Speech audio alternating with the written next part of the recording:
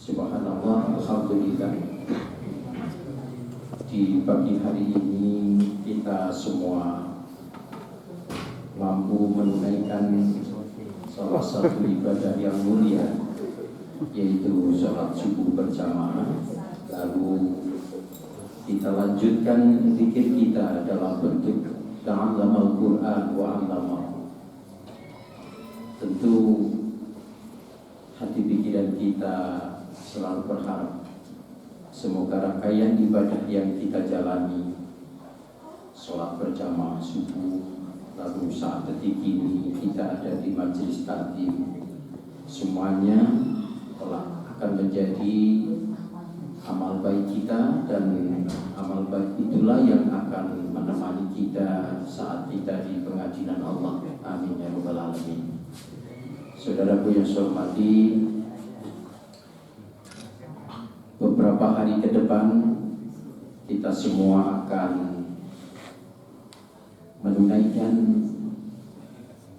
ibadah sholat Idul Adha.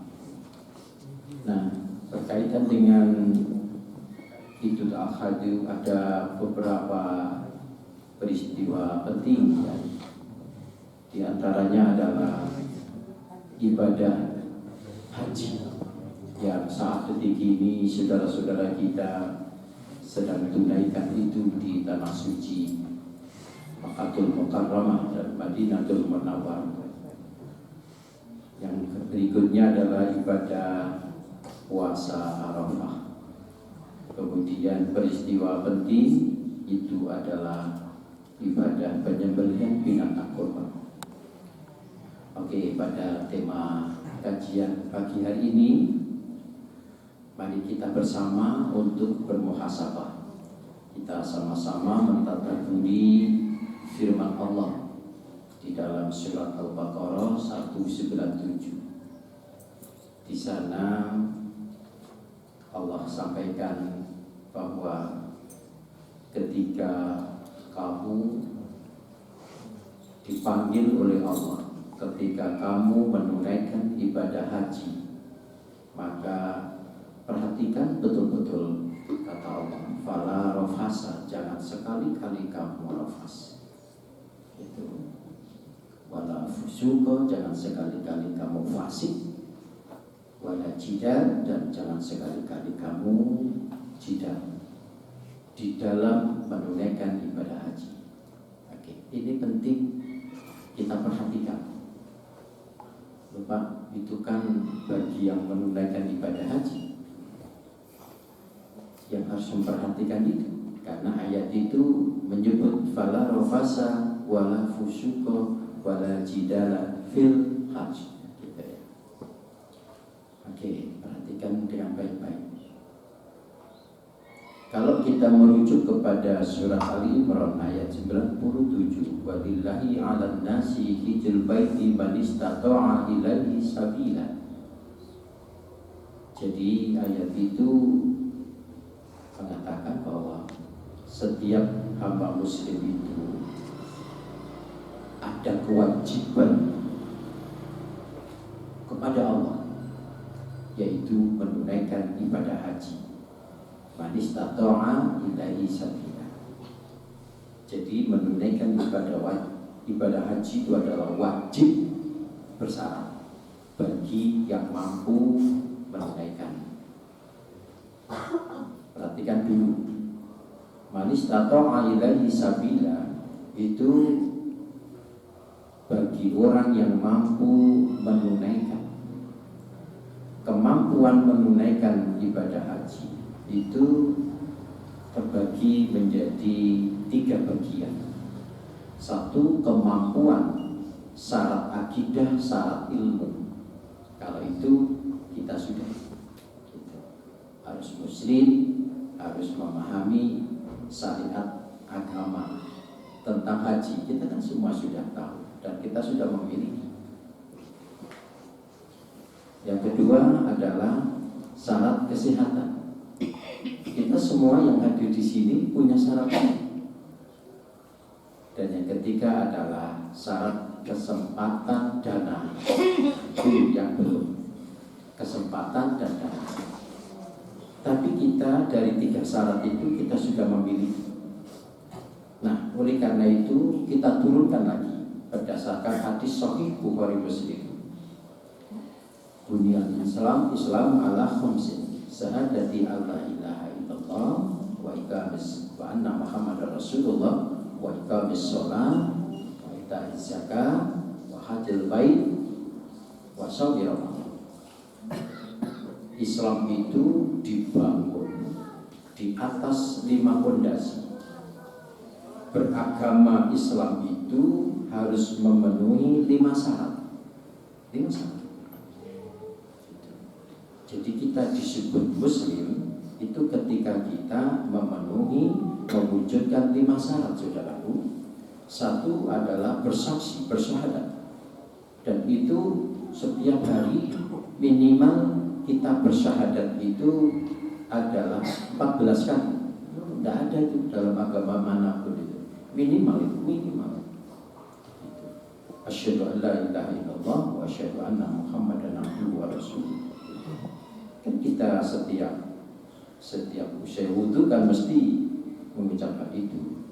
Gitu ya. Ketika kita sholat, tahiyat awal, tahiyat akhir mesti mengucapkan itu. Jadi syahadati alla ilaha illallah wa anna Muhammadar Rasulullah itu tiap hari kita sudah ucapkan itu minimal 14 kali gitu. Oke. Wa iqamis shalah, menegakkan sholat, kita tunaikan itu. Wa ita'iz zakat, gitu, mengeluarkan zakat. Jadi baik itu infak maupun sedekah gitu. Terus haji, maka haji itu kita tunaikan dalam bentuk memenuhi 2 syarat. Kita tunaikan dalam bentuk niat. Nah, gitu. Jadi saudaraku, kita ini jangan pernah berhenti berdoa kepada Allah yang belum menunaikan ibadah haji untuk selalu berdoa, izinkan daku ya Allah untuk melaksanakan ibadah haji. Gak usah mikir miskin atau kaya. Itu penting. Karena apa? Karena Islam itu ditegakkan. Kita beragama itu harus 5 sempurna, saudara. Nah, ketika kita melaksanakan satu ibadah, itu kan harus memenuhi syarat. Syarat apa? Niat, saudara. Niat itu karena ini ada persyaratan manis atau ilaihi sabila. Maka niat haji itu jangan ketika mau berangkat, sejak kita tiap hari berniat untuk memenuhi panggilan Allah. Gitu. Kita yang belum, saat ini kita ini bagi 2 ya, jamaah ini. Ada yang belum menunaikan ibadah haji dan ada yang sudah menunaikan ibadah haji. Inilah maksud saya menjelaskan pada pagi hari ini. Yang mungkin selama ini kita tidak memperoleh penjelasan itu, karena biasanya penjelasan ibadah haji itu fokus kepada orang yang sedang menunaikan ibadah haji. Enggak, itu harus dijelaskan kepada orang yang belum menunaikan ibadah haji dan kepada orang yang sudah menunaikan ibadah haji. Itu bagi yang orang yang belum menunaikan ibadah haji, kamu sepanjang hidup harus tetap menegakkan larangan ibadah haji. La rafasa wala fusuqa wala jidah. Nanti kita paham. Bagi yang telah menunaikan ibadah haji, kamu harus merawat kemakruran kamu sepanjang hidup, merawat. Makanya orang yang menunaikan ibadah haji, dia harus menjadi contoh terbaik dalam hidupnya di masyarakat, menegakkan la rafasa wala fusuqa wala jidah. Ini yang harus pahami gitu. Oke. Jadi tadi saya singgung sudah Bapak bahwa Islam itu Kalau kita disebut berislam itu lima-limanya harus tegak sepanjang hidup. Selama ini mungkin kita mengatakan yang 5 itu kalau kita mampu, enggak. Saat ini kita lakukan dalam bentuk apa? Mengokohkan niat, gitu. Mengokohkan niat dan melaksanakan larangan ibadah haji. Itu Al-Quran. Oke, ini yang harus kita perbarui ya. Siapa tahu. Jadi kalau berangkat haji untuk memenuhi kemampuan syarat yang ketiga tadi, kemampuan syarat untuk kesempatan dan harta. Kesempatan itu berkaitan dengan otoritas, harta itu berkaitan dengan finansial berangkatnya kita. Kalau persyaratan ilmu, keyakinan sudah kita miliki dan persyaratan sehat kita miliki gitu. Walaupun orang sakit, bisa gitu. Karena apa? Ada sarana gitu. Nah, jadi tiga kemampuan itu kan lebih banyak sudah kita miliki, 2, yang satunya belum menunggu gitu. Oke. Baik, saudaraku yang saya hormati, perhatikan kita saat ini terbagi dalam 2. Kelompok yang belum menunaikan ibadah haji dan kelompok yang sudah. Baik, perhatikan Al-Baqarah 197. Jangan sekali-kali kamu rafas. Rafas itu, Bunda Bapak, bicara kotor. Rafas itu bertutur kata jelek. Gitu. Itu rafas. Perhatikan kan? Orang yang disebut berakhlak mulia itu orang yang mampu mengendalikan mulutnya untuk tidak berbicara kotor dan tidak bicara jelek. Allah itu sangat membenci orang yang berbicara kotor dan berbicara jelek. Itu rafas dan syuk. Dalam sebuah hadis riwayat Ahmad itu Rasul katakan, Inna azza wa jalla ya la yuhibbul fuhsy wala tafahus. Sungguh Allah azza wa jalla itu sangat membenci perbuatan, perkataan jelek dan tutur kata yang jelek, perkataan, perbuatan yang fahsya, keji, dan tafahus itu tutur kata yang tidak baik, tutur kata yang kotor. Dan inti akhlak itu adalah pada tutur kata seseorang. Gitu. Oleh karena itu Islam itu mementingkan berlembutlah kamu dalam bertutur kata, gitu. Dan itu inti pendidikan. Kalau di dalam surat Luqman di ayat 13 sampai 19 itu kan ada 6 prinsip cara kita mendidik diri kita, Bunda Bapak.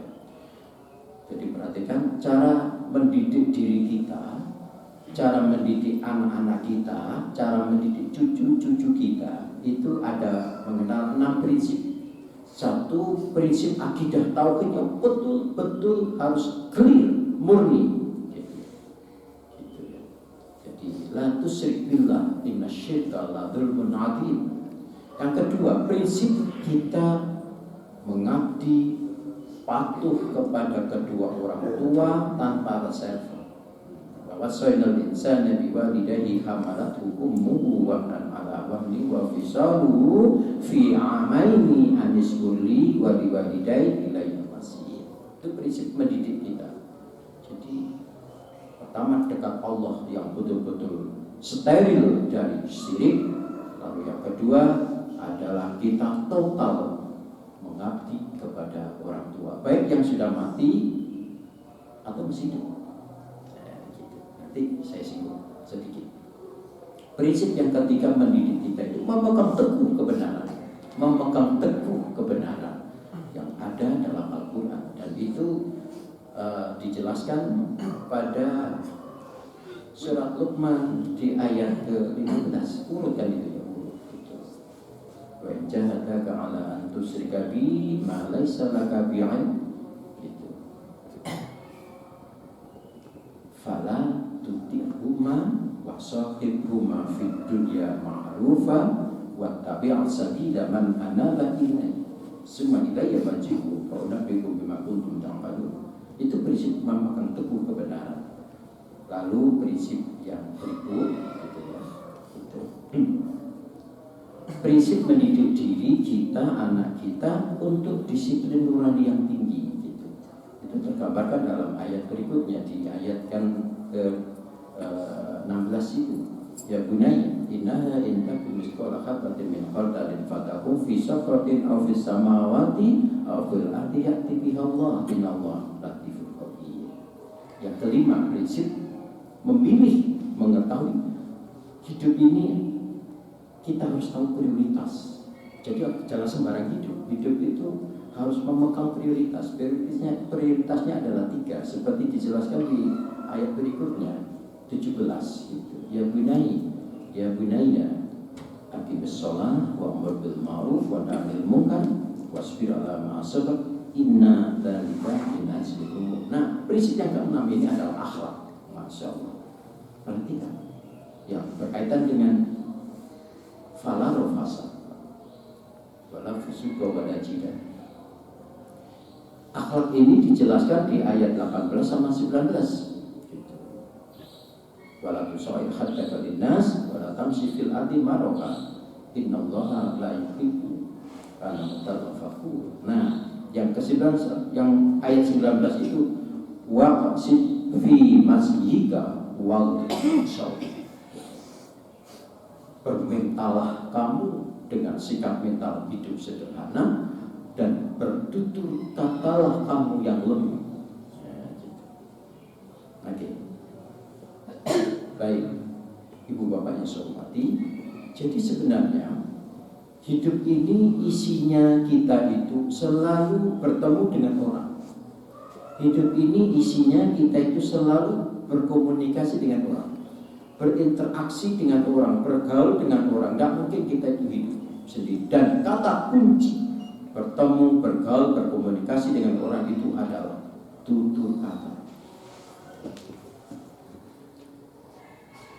Oleh karena itu, jaminan kita itu berkomunikasi baik dengan orang, jaminan kita itu bersilaturahim dengan orang, menyambung ikatan kasih sayang dengan orang, itu adalah tutur kata. Dan tutur kata itu hanya takut kepada Allah, gitu. Takut tutur kata itu nanti akan membuahkan amalan, tindakan yang dosa. Dan itu ciri orang ahli masuk surga. Ciri orang masuk, ciri utama ahli surga itu, dan itu diletakkan di nomor 2 dari 7. Nomor 1 itu memegang teguh janji, memegang teguh ikrar, dan memegang teguh sumpah. Dan dia betul-betul tidak mau melanggar janji, tidak mau melanggar ikrarnya. Dan nomor 2 adalah itu orang yang betul-betul selalu berusaha untuk menyambungkan ikatan kasih sayang. Dan itu senjatanya adalah komunikasi, tutur kata. Dan dia betul-betul hanya takut sama Allah. Begitu dalam surat Ar-Ra'd yang bunyi lengkapnya itu yang pertama, alladzina yufuna bi ahdillah wa la yanquduna al-mitsaq. Kalau kamu itu ingin disebut ahli surga, pertama pegang teguh janji, pegang teguh ikrar kamu, gitu. Nanti ada kaitannya dengan poin fasik. Makanya imam pada rakaat pertama kan ada ayat mengatakan innallaha la yahdil qaumal fasiqin. Allah tidak pernah memberikan petunjuk pada orang yang fasik. Nanti aja kita sini. Ini berkaitan dengan ucapan ya. Gitu. Oke. Jadi oh ya, di ayat berikutnya di Al-A'raf itu bakal itu berjanji terus walladzina yasiluna ma amarallahu bi ayyusalla wa yakhshawna rabbahum wa yakhafuna su'al hisab. Oh, kalau kita baca ayat itu betul-betul kalau kita ngomong itu harus hati-hati.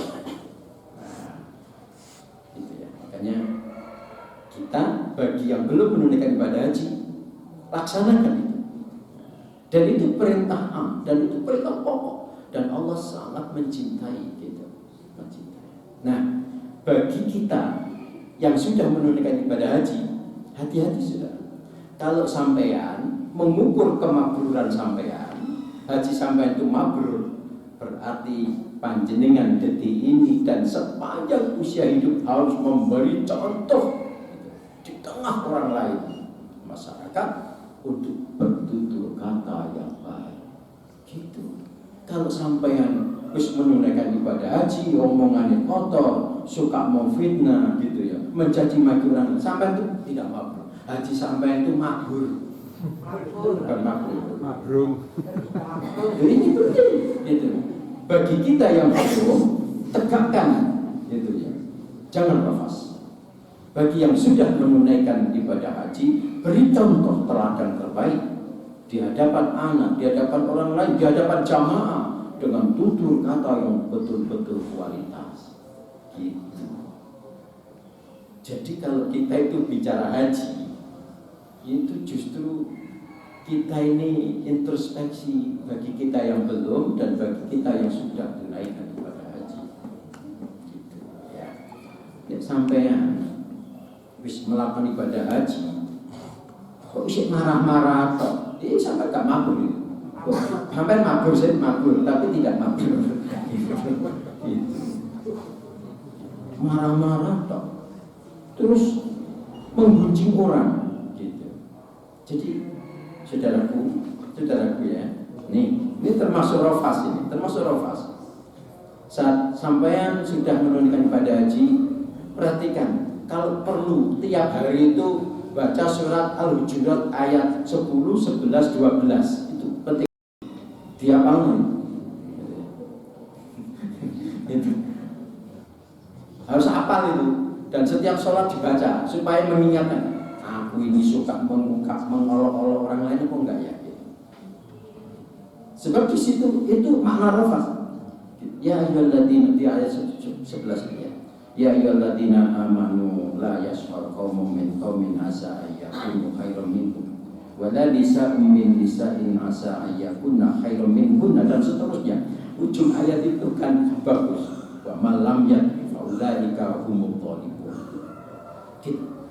Wahai laki-laki mukmin, wahai laki-laki mukmin dan wanita mukmin. Jangan suka kamu mengolok-olok orang lain.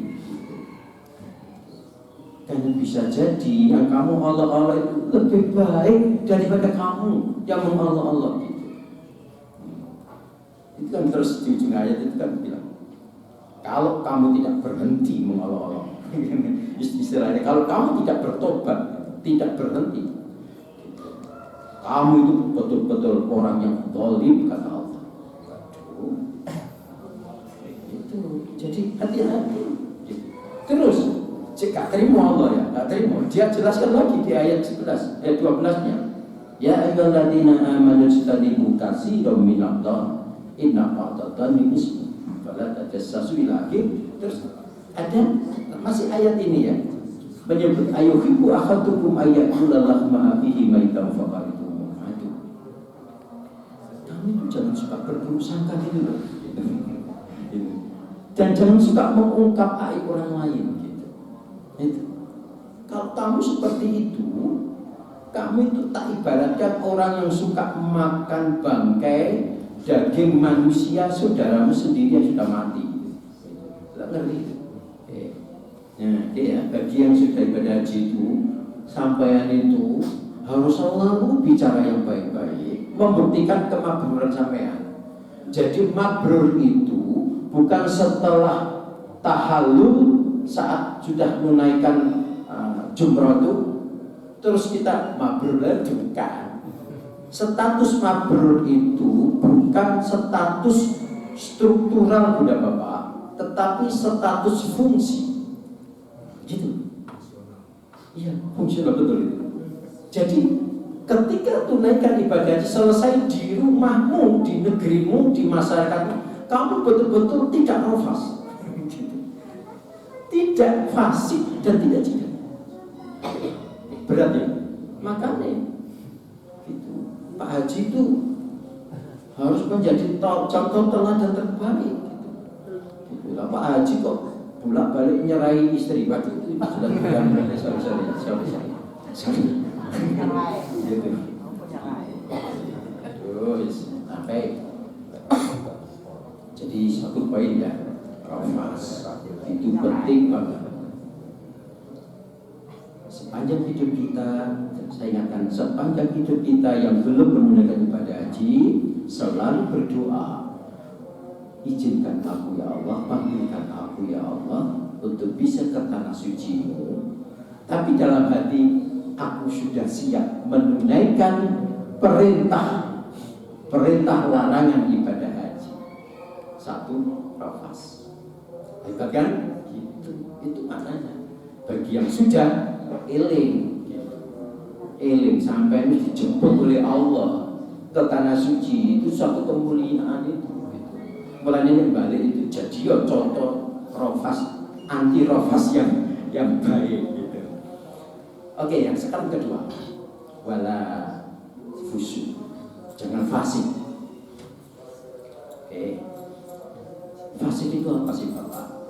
Maka cara memahami fasik itu kita mesti harus merujuk pada firman Allah di surat Al-Baqarah ayat 27. Gitu ya.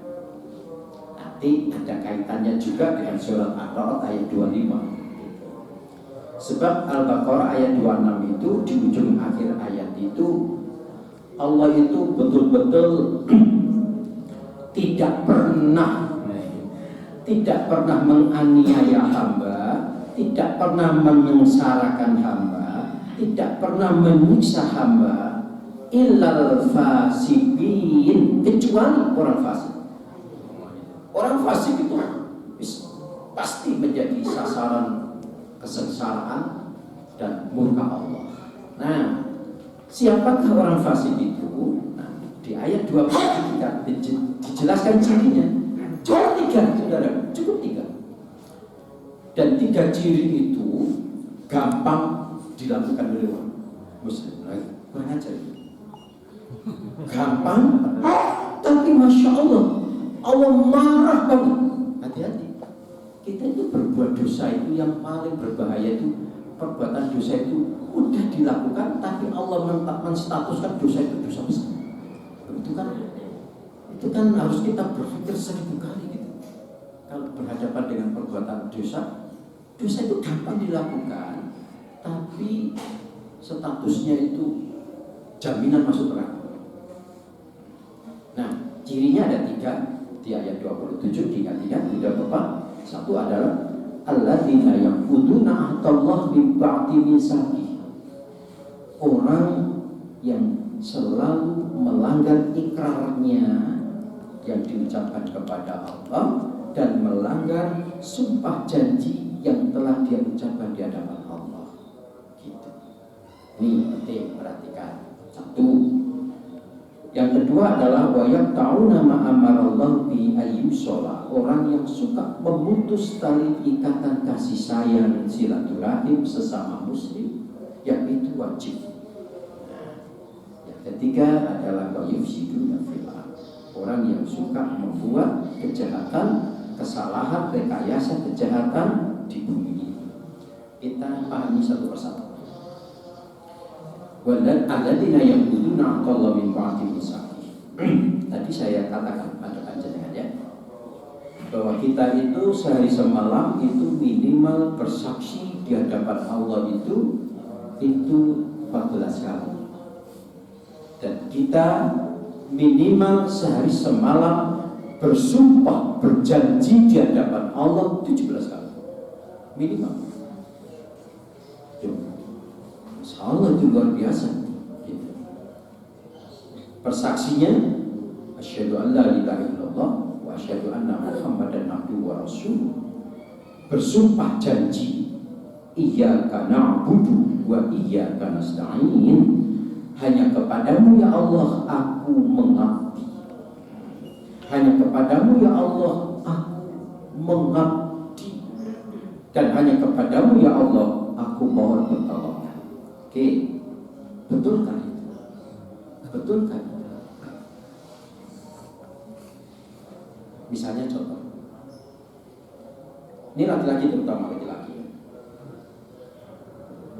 Laki-laki itu kalau sholat fardu itu kan, kalau saya itu mengatakan itu diwajibkan gitu, diwajibkan aja untuk sholat jamaah di masjid, walaupun itu tidak wajib, tapi mendekati wajib. Sampai andai kata dihadap selalu sebuah disobi, andai kata aku tahu orang laki-laki muslim di rumah ketika ada azan tidak datang ke masjid sholat, aku bakar rumahnya. Begitu Rasulullah gitu, sampai seperti itu. Nah, coba bayi laki-laki, kamu mengatakan iyyaka na'budu wa iyyaka nasta'in. Ketika ada dikumandangkan hayya 'alas shalah, sampai digudeg yang ngomong. Loh, apa itu tidak termasuk kategori alladzina ya'buduna Allah min ba'di misal?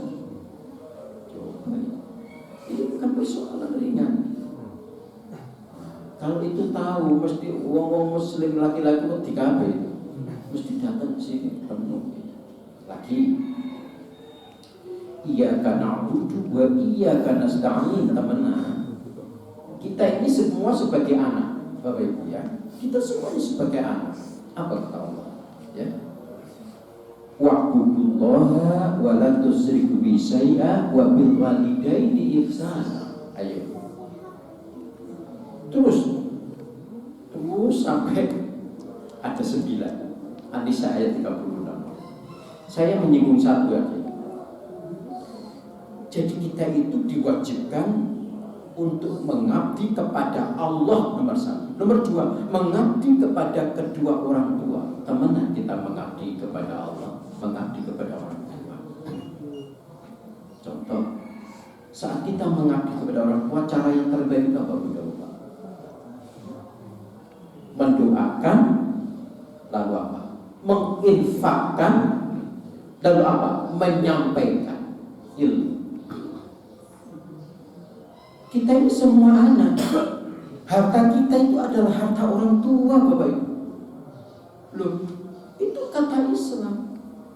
Hakikatnya harta anak itu adalah harta orang tua.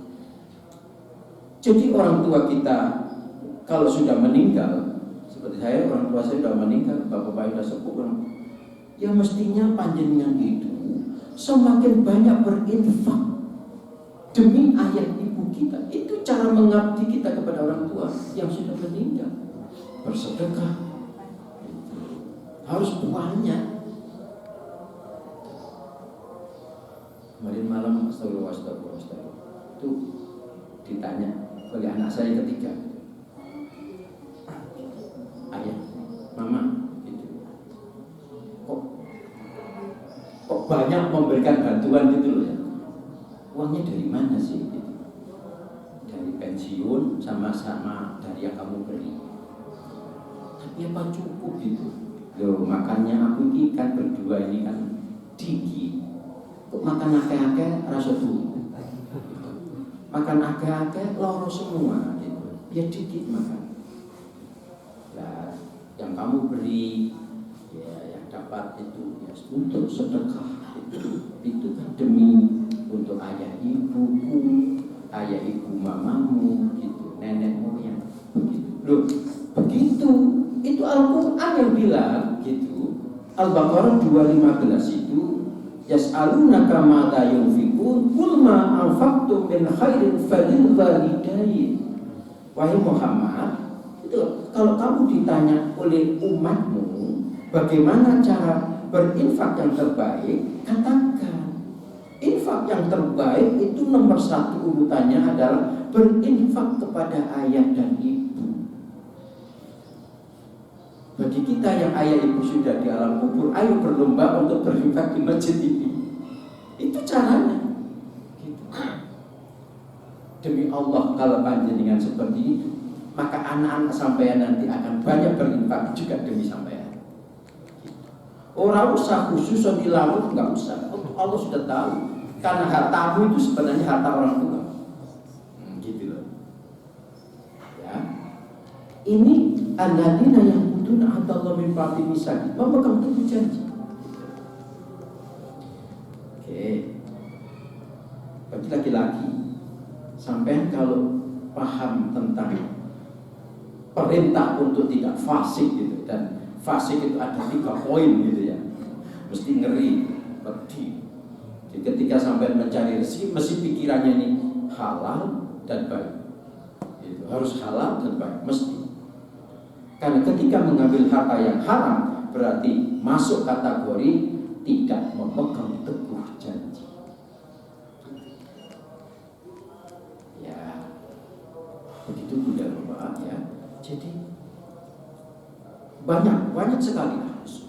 Hampir, karena kalau kita memahami firman Allah, wa ma khalaqul jinna wal insa illa liya'budun, maka sudah perbuatan baik yang kita lakukan itu adalah wujud kita menyuguhkan kemurnian janji kita kepada Allah. Dan perbuatan baik itu kan buah-buahnya. Apa yang saya lakukan detik ini adalah demi menegakkan janji. Begitu. Oleh karena itu, ciri pertama ahli surga di surat Ar-Ra'd ayat 20 adalah alladzina yufuna bi ahdillah wa la yanqudunal mitsaq. Orang yang betul-betul memegang janji dan betul-betul tidak mau melanggar janji. Itu Al-Quran. Itu ciri nomor 1. Dan ketika kita itu seperti itu, cukup jaminan surga. Rasulullah SAW menundukkan Mekah seperti itu jahiliyah, itu kan memegang janji, sehingga dia mendapat predikat Al-Amin. Jadi itu penting banget. Makanya dosa yang besar dan terbesar itu adalah orang yang mengkhianati janji. Gitu. Itu ada 3 dosa besar dan terbesar. Yang pertama adalah al-isyraku billah, mensekutukan Allah. Yang kedua wa aqul walidain, durhaka sama ayah dan ibu. Dan yang ketiga adalah wa qaulul zur, ucapan palsu, melanggar janji. Begitu Bapak. Nah, bagi yang kita yang belum ibadah haji, ya kita harus menegakkan itu. Bagi kita yang sudah menunaikan ibadah haji, agar kita tetap mabrur, pegang janjimu. Berarti Wirah semangatnya itu 1000%. Kamu kalau sudah ibadah haji itu 1000%. Gitu. Kalau kita ini yang belum ibadah haji 100%. Itu 100%. Jadilah contoh. Gitu. Lalu sudah ibadah haji kok isinya nggak melanggar janji. Ya Anda hajimu mabrur gitu, tidak mabrur. Jadi mabrur itu adalah fungsinya sepanjang sisa usia hidup kita.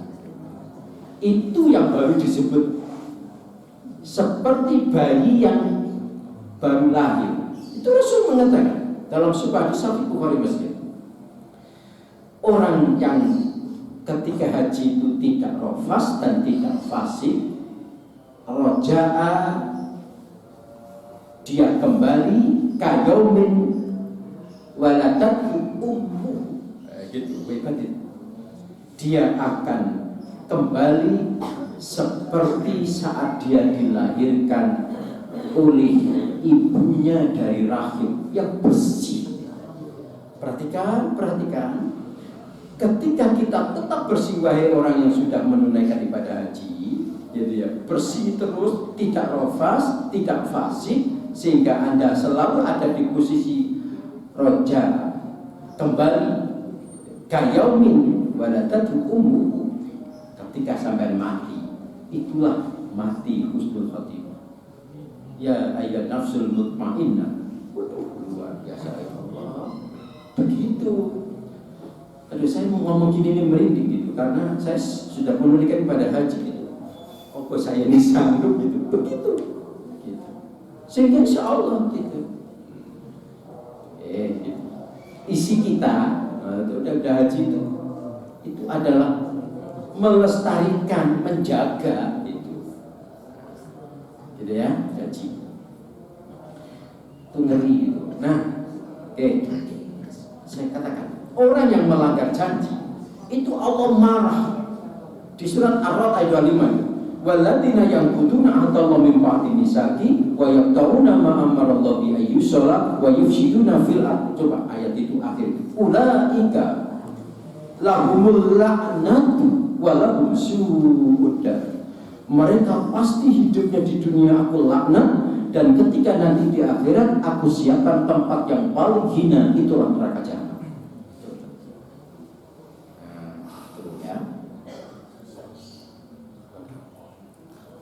Cepet banget. Oke. Jadi ini sedang memberikan fasilitas pada panjenengan untuk mewujudkan janji. Janji berbakti kepada orang tua supaya kita tidak disebut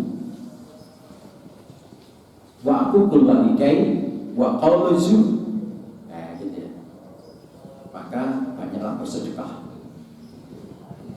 Cara terbaik itu untuk orang tua tentu di masjid. Sehingga ketika masjid ini dipakai sholat, ayah ibu kita mendapatkan seumur hidup dan bahkan sampai akhir yaumil qiyamah. Allahu Akbar. Demi meneguhkan janji. Oke. Karena waktunya saya lanjut aja, itu kalau mau diteruskan banyak, seneng banget itu. Karena itu mengingatkan kita. Nah, yang kedua, ciri fasik itu adalah wa yaqta'una ma amarallahu bi ayyusala. Orang yang suka memutus tali ikatan silaturahim, memutus tali ikatan kasih sayang dengan sesama muslim. Gitu. Oke, bagaimana caranya agar kita itu bisa terus jamaah ini kokoh gitu ya, satu padu laki perempuannya, sehingga kita itu mendapatkan rahmat kasih sayang Allah gitu. Syaratnya itu 3 gitu. Itu ada dalam surah Al-Hujurat tersebut. Yang pertama adalah syaratnya letakkan sesama muslim itu di hatimu, dalam pikiran kamu sebagai ikhwah. Itu cara sebagai saudara yang punya ikatan batin yang kuat. Jadi kita sesama jamaah ini, ya Allah gitu, ikatan batin kita itu harus kuat sebagai ikhwah. Innamal mu'minuna ikhwah gitu. Lalu yang kedua, fa aslihu baina akhawaykum, cenderunglah kamu untuk selalu damai, untuk selalu satu. Ketika kamu ada persoalan, kan kita itu tidak mungkin ya, tidak mungkin tidak ada persoalan. Jangankan kita itu berjauhan, orang yang paling dekat dengan kita itu setiap detik itu berpotensi muncul persoalan. Siapa itu? Istri suami itu persoalan. Saya itu kadang-kadang kan sama-sama sudah tua ya. Orang tua itu kan ada 5B, di antaranya adalah budak gitu ya. Nah kebetulan maaf setelah itu ada kelainan karena dulu pernah kesampul itu sampai gedang telinganya itu pecah gitu. Nah sekarang jadi budak. Kalau ngomong keras gitu, itu loh yang kok mana sih belum repot. Ini gak keras ora krungu. Gitu. Nek ngomong keras, gini ayam kok marah sih itu? Bukan marah mas, gitu. Dan sampai sih nggak perlu. Jadi repot, sampai repot. Jadi setiap detik semakin tua harus semakin super sabar. Iya, super sabar gitu, super sabar. Kebetulan istri saya itu pernah lumpuh dua kaki itu 6 bulan, lumpuh gitu. Nah, sekarang jadi alhamdulillah bisa jalan. Setiap hari terapi harus jalan. Jalan itu mesti saya harus jadi tongkatnya gitu. Nah, itu agak cepet dikit mesti ayah ini kok cepet sih ya sabar. Padahal itu cepet gitu. Setiap detik berpotensi untuk muncul masalah. Nah, saudaraku, jadikan fa'aslihu baina akhawaikum. Jadi kalau ada masalah dengan orang dekat kita itu ingat ayat ini, fa'aslihu baina akhawaikum. Allah bilang, cenderunglah kamu untuk satu. Nah, gitu. Cenderunglah untuk kamu mentautkan cinta, gitu. Cenderung gitu. Itu nomor 2. Baru nomor 3 itu wattaqullah gitu. Takutlah, bertakwalah kepada Allah. Jadi nomor 1 itu letakkan orang lain di hatimu sebagai ikhwah saudara, ikatan batin yang kuat, dan sesama kamu itu kalau ada masalah itu cenderung nomor 1. Baru takwa. Jadi ayat ini kan punya makna. Ketakwaan kita itu tidak ada artinya kalau kita nomor 1 dan 2 itu tidak dijalankan. Dan teman-teman, apa artinya sama itu takwa? Kalau sama orang kok lihat benci gitu. Apa artinya sampai itu takwa? Sama orang lain musuhan tok gitu. Tidak ada artinya gitu. Itu Rasul kan mengatakan gitu, "Ma min sayyid asqalu fil mizan min husnul khuluq." Tidak ada amalan perbuatan yang mulia di yaumul mizan nanti yang melebihi dari akhlak yang mulia. Tidak ada. Itu kan ada kan orang yang berbuat baik tapi berbuat jeleknya akeh. Masuk neraka itu dikurangi terus dibayar akhirnya loh ini bahkan minus saking akeh mungkin disakiti. Astagfirullahaladzim. Ya, supaya tahu nama amal lebih ayu sholat gitu. Makanya Allah nah, bagi kita orang yang belum menunaikan ibadah haji, ya harus itu mengamalkan itu karena itu syarat kita itu menggapai surga. Bagi orang yang sudah menunaikan ibadah haji, berilah contoh yang terbaik, gitu ya, untuk betul-betul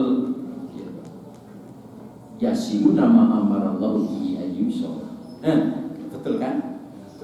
Syarat kedua masuk surga itu ternyata menjalin ikatan cinta kasih. Loh, itu Ar-Ra'd ayat 21 ada 2 syarat. Waladina yasiluna ma amara Allah bi ayyusala wa yakhshawna rabbahum wa yakhafuna su'al hisab. Syarat pertama tadi memegang janji. Syarat kedua, kamu sanggup menjalin ikatan cinta kasih dengan sesama. Dalam proses hidup ini kamu hanya takut sama Allah dan kamu selalu berpikir, aku takut banget kalau amalku ini nanti di yaumul mizan itu timbangannya lebih berat jahatnya daripada baik. Gitu. Jadi aduh, setek ini. Aduh, gitu. Terakhir aja, singkat. Wal jidal tadi, jidal ya. Jidal itu kono, eyel-eyelan. Wala jidal. Betul itu. Kayak ini masalah kok muring-muring gitu ya. Itu wal jidal. Jidal fil haq. Allah astagfirullahaladzim. Kalau ibadah haji itu langsung dibalas di tempat. Kalau kita sebelum ini itu Rasul mengatakan gitu. Jidal itu kan berbasis amarah. Wala taqawud, kamu jangan marah. Itu nanti mesti konflik. Jidal itu konflik. Jadi Islam itu melarang konflik. Jangankan konflik, sebelum konflik itu dilarang. Jadi kan gini, tahapan orang berinteraksi itu ada 3 bunda Bapak. 1, cooperation. menjalin kerjasama penuh kasih sayang. Kalau enggak, itu naiknya itu jelek. Kontravensi itu ketegangan. Jadi tapi eyel-eyelan itu. Kalau eyel-eyelan itu nanti nggak ada jalan temu, mesti naik. Konflik bermusuh. Loh, eyel-eyelan itu tanpa hotu itu tidak boleh, haram itu. Oke, ini hadis sahih Bukhari Muslim. La yadkhulul jannah qati'ur rahim. Orang itu tidak diizinkan masuk surga ketika dia itu mempraktekkan sumber-sumber penyebab putusnya persaudaraan. Tidak diizinkan kau masuk surga. Kalau qati'ur rahim, gitu. Saudara itu berperilaku, bersikap, berucap yang itu sumber-sumber memutus persaudaraan. Gitu. Nah, jidal itu. Makanya gini ya. Di dalam surah An-Nahl ayat 125 itu Allah memberitahu kepada kita, gitu ya.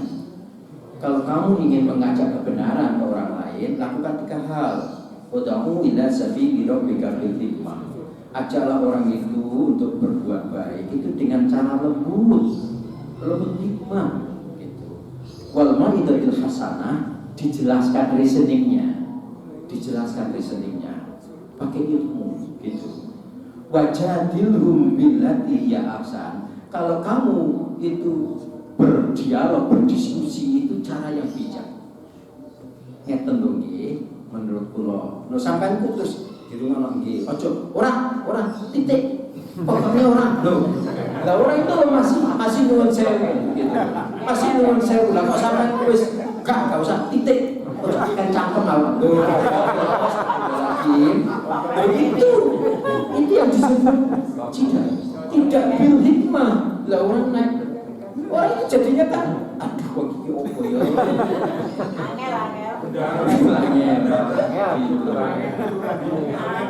Baik. Jadi saya ulangi, tidak Bapak.